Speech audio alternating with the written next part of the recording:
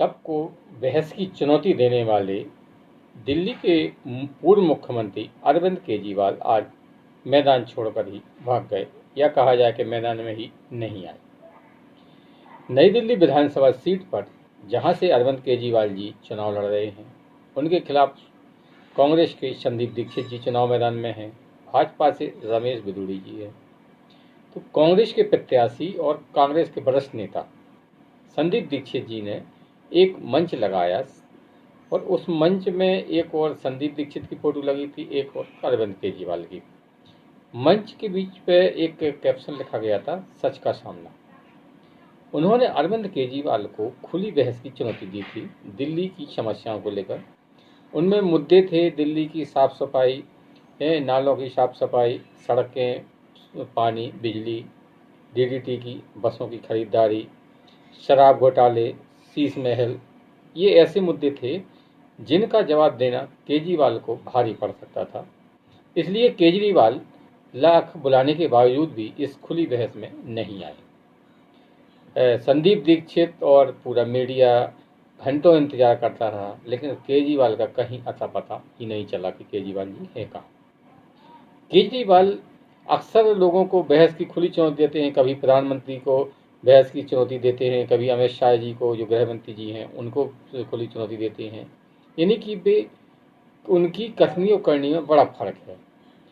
जब संदीप दीक्षित जी ने उन्हें खुली बहस की चुनौती दी तो वे दुम दबाकर भाग खड़े हुए।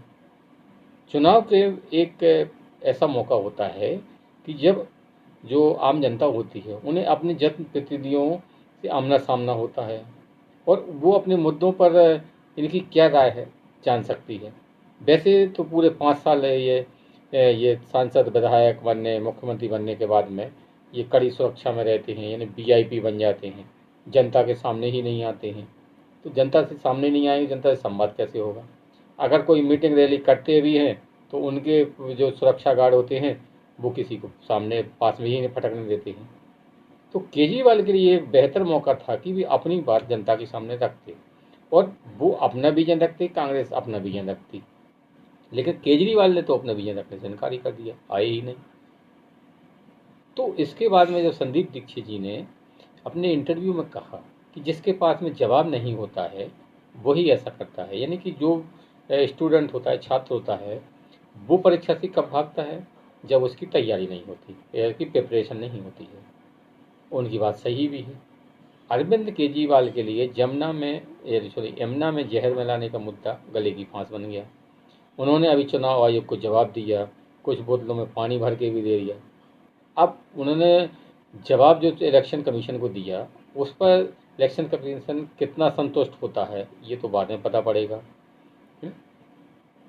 लेकिन केजरीवाल के झूठ इतने ज़्यादा हैं कि भी जनता के सामने आकर उस पर जवाब नहीं दे सकते हैं। यानी कि शराब घोटाले में अगर वो जनता सामने आकर बात शराब घोटाले की होती तो वो उनके जवाब उनके पास नहीं थे।